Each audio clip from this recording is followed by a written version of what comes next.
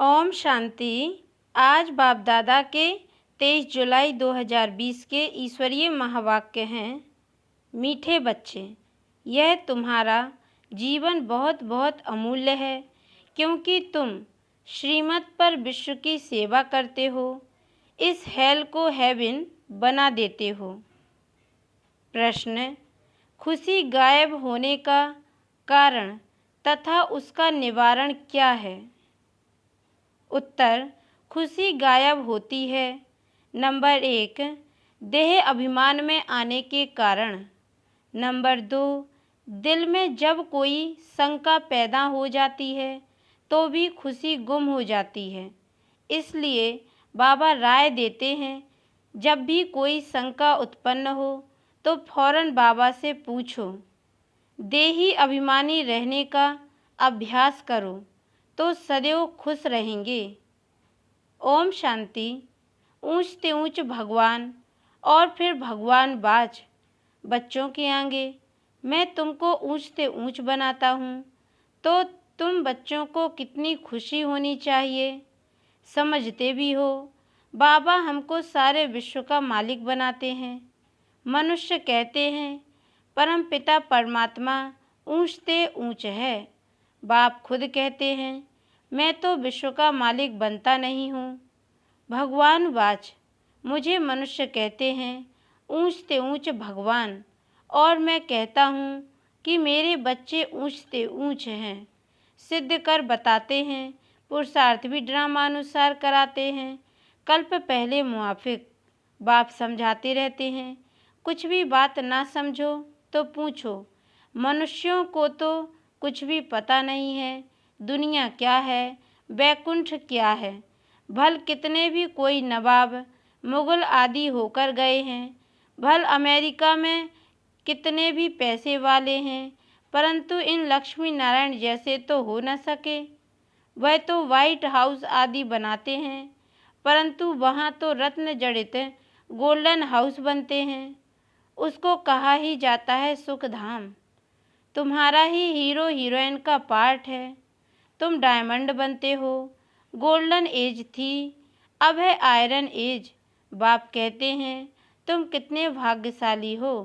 भगवान खुद बैठ समझाते हैं, तो तुमको कितना खुश रहना चाहिए। तुम्हारी यह पढ़ाई है ही नई दुनिया के लिए। यह तुम्हारा जीवन बहुत अमूल्य है, क्योंकि तुम विश्व की सर्विस करते हो। बाप को बुलाते ही हो कि आकर हेल को हेवन बनाओ। हेवनली गॉड फादर कहते हैं ना। बाप कहते हैं तुम हेवन में थे ना, अब हेल में हो, फिर हेवन में होंगे। हेल शुरू होता है तो फिर हेवन की बातें भूल जाती हैं। यह तो फिर भी होगा, फिर भी तुमको गोल्डन एज से आयरन एज में ज़रूर आना है। बाबा बार बार बच्चों को कहते हैं, दिल में कोई भी शंका हो जिससे खुशी नहीं रहती तो बताओ। बाप बैठ पढ़ाते हैं तो पढ़ना भी चाहिए ना।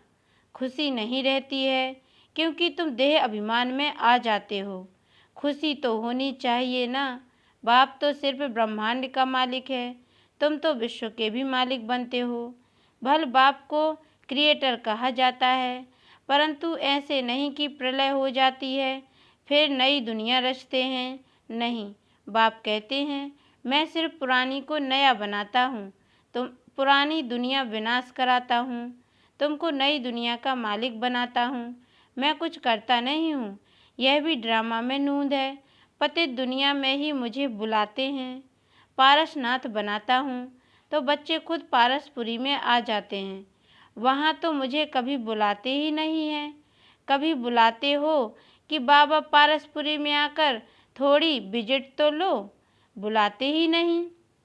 गायन भी है, दुख में सिमरन सब करे, पतित दुनिया में याद करते हैं, सुख में करे ना कोई।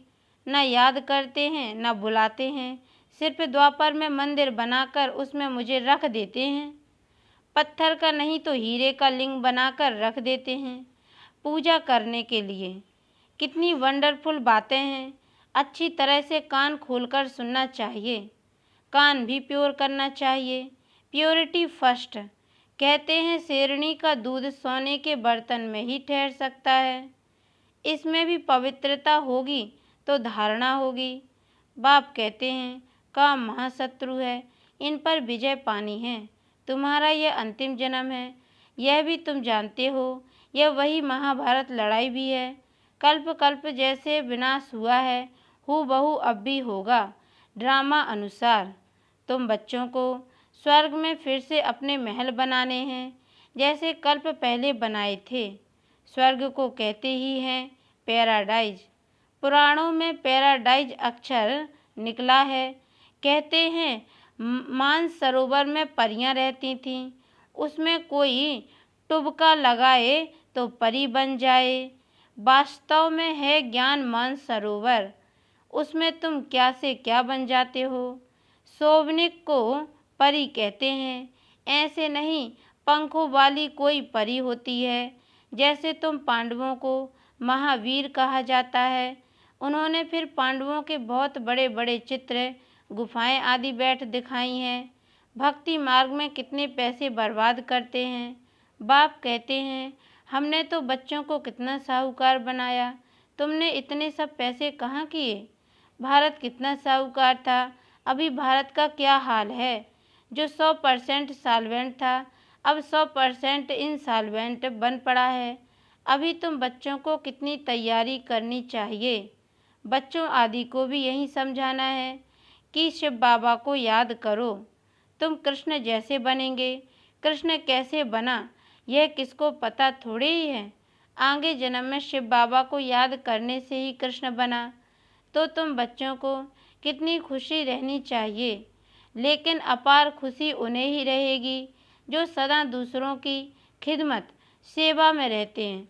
मुख्य धारणा चलन बहुत बहुत रॉयल हो, खान पान बहुत सुंदर हो।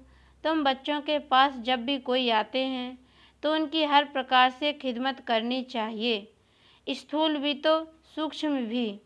जिस्मानी रूहानी दोनों करने से बहुत खुशी होगी। कोई भी आए तो उनको तुम सच्ची सत्यनारायण की कहानी सुनाओ। शास्त्रों में तो क्या क्या कहानियाँ लिख दी हैं। विष्णु की नाभि से ब्रह्मा निकला, फिर ब्रह्मा के हाथ में शास्त्र दे दिए हैं। अब विष्णु की नाभि से ब्रह्मा कैसे निकलते हैं, कितना राज है, और कोई इन बातों को कुछ समझ न सके। नाभि से निकलने की तो बात ही नहीं है। ब्रह्मा सो विष्णु, विष्णु सो ब्रह्मा बनते हैं। ब्रह्मा को विष्णु बनने में सेकंड लगता है। सेकंड में जीवन मुक्ति कहा जाता है। बाप ने साक्षात्कार कराया, तुम विष्णु का रूप बनते हो। सेकंड में निश्चय हो गया, विनाश साक्षात्कार भी हुआ।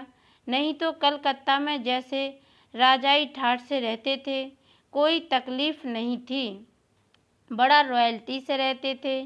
अब बाप तुम्हें यह ज्ञान रत्नों का व्यापार सिखलाते हैं। वह व्यापार तो इनकी आगे कुछ भी नहीं है, परंतु इनके पार्ट और तुम्हारे पार्ट में फ़र्क है। बाबा ने इनमें प्रवेश किया और फट से सब छोड़ दिया। भट्टी बननी थी, तुमने भी सब कुछ छोड़ा। नदी पार कर आए, भट्टी में पड़े। क्या क्या हुआ कोई की परवाह नहीं। कहते हैं कृष्ण ने भगाया, क्यों भगाया, उनको पटरानी बनाने। यह भट्टी भी बनी तुम बच्चों को स्वर्ग की महारानी बनाने के लिए। शास्त्रों में तो क्या क्या लिख दिया है, प्रैक्टिकल में क्या क्या है, सो अब तुम समझते हो। भगाने की बात ही नहीं। कल्प पहले भी गाली मिली थी, नाम बदनाम हुआ था। यह तो ड्रामा है। जो कुछ होता है कल्प पहले मुआफिक। अभी तुम अच्छी रीति जानते हो, कल्प पहले जिन्होंने राज्य लिया है वह जरूर आएंगे। बाप कहते हैं मैं भी कल्प कल्प आकर भारत को स्वर्ग बनाता हूँ। पूरा 84 जन्मों का हिसाब बताया है। सतयुग में तुम अमर रहते हो, वहाँ अकाले मृत्यु होती नहीं। शिव बाबा काल पर जीत पहनाते हैं। कहते हैं मैं कालों का काल हूँ। कथाएं भी है ना, तुम काल पर विजय पाते हो। तुम जाते हो अमरलोक में। अमरलोक में ऊंच पद पाने के लिए एक तो पवित्र बनना है, दूसरा फिर दैवी गुण भी धारण करने हैं। अपना रोज पोता मेल रखो।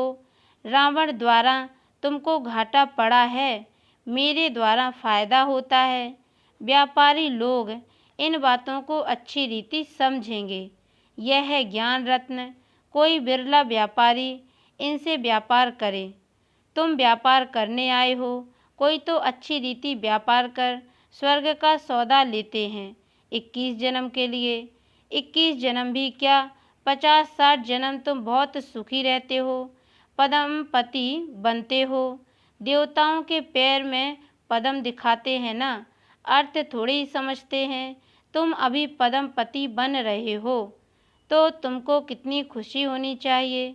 बाप कहते हैं मैं कितना साधारण हूँ, तुम बच्चों को स्वर्ग में ले जाने आया हूँ। बुलाते भी हो, हे पतित पावन आओ, आकर पावन बनाओ। पावन रहते ही हैं सुख धाम में। शांति धाम की कोई हिस्ट्री ज्योग्राफी तो हो नहीं सकती, वह तो आत्माओं का झाड़ है। सूक्ष्म वतन की कोई बात ही नहीं। बाकी यह सृष्टि चक्र कैसे फिरता है वह तुम जान गए हो।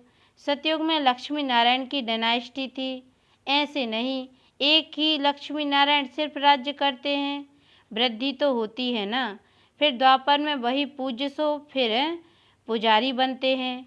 मनुष्य फिर परमात्मा के लिए कह देते आपे ही पूज्य, जैसे परमात्मा के लिए सर्वव्यापी कह देते हैं। इन बातों को तुम समझते हो। आधा कल्प तुम गाते आए हो ऊंचते ऊंच भगवान, और अब भगवान वाच ऊंचते ऊंच बच्चे हो, तो ऐसे बाप की राय पर भी चलना चाहिए ना। गृहस्थ व्यवहार भी संभालना है। यहाँ तो सब रह न सके, सब रहने लगे तो कितना बड़ा मकान बनाना पड़े। यह भी तुम एक दिन देखेंगे कि नीचे से ऊपर तक कितनी बड़ी क्यू लग जाती है दर्शन करने के लिए। कोई को दर्शन नहीं होता तो गाली भी देने लग पड़ते हैं। समझते हैं महात्मा का दर्शन करें। अभी बाप तो है बच्चों का, बच्चों को ही पढ़ाते हैं। तुम जिसको रास्ता बताते हो, कोई तो अच्छी रीति चल पड़ते हैं, कोई धारणा कर नहीं सकते। कितने हैं जो सुनते भी रहते हैं, फिर बाहर में जाते हैं तो वहाँ के वहाँ रह जाते। वह खुशी नहीं, पढ़ाई नहीं, योग नहीं। बाबा कितना समझाते हैं, चार्ट रखो नहीं तो बहुत पछताना पड़ेगा। हम बाबा को कितना याद करते हैं, चार्ट देखना चाहिए। भारत के प्राचीन योग की बहुत महिमा है, तो बाप समझाते हैं कोई भी बात नहीं समझो तो बाबा से पूछो। आगे तुम कुछ भी नहीं जानते थे। बाबा कहते हैं यह है कांटों का जंगल का महाशत्रु है। यह अक्षर खुद गीता के हैं। गीता पढ़ते थे परंतु समझते थोड़े ही थे।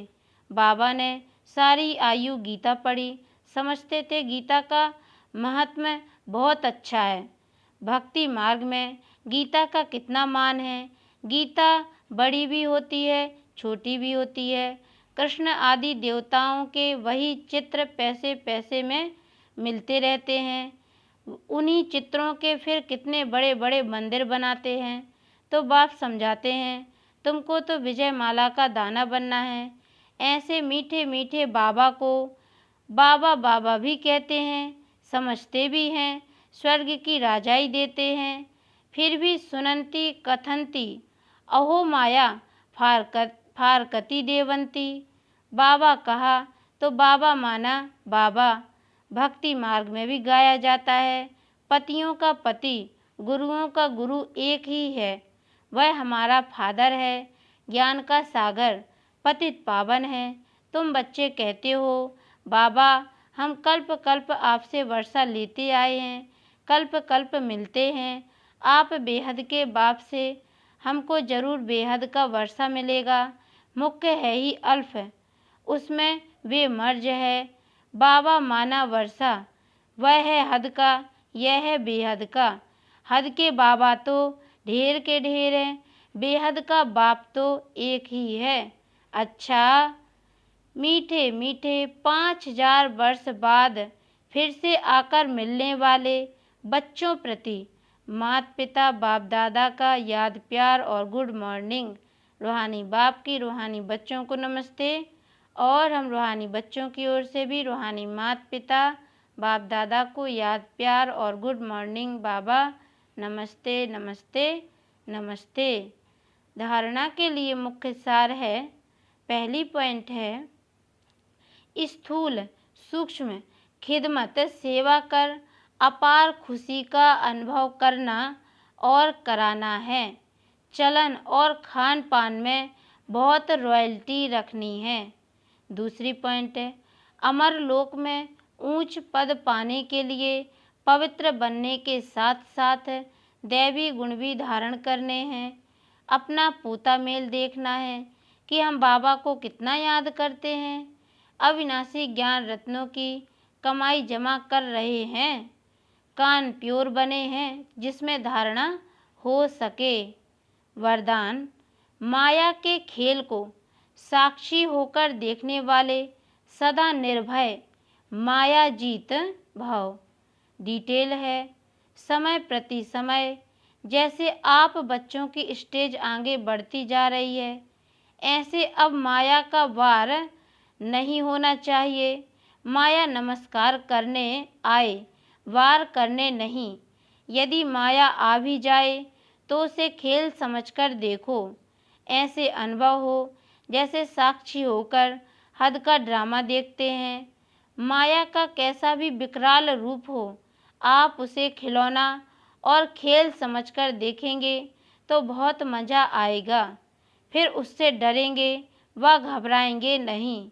जो बच्चे सदा खिलाड़ी बनकर साक्षी हो माया का खेल देखते हैं, वह सदा निर्भय व मायाजीत बन जाते हैं।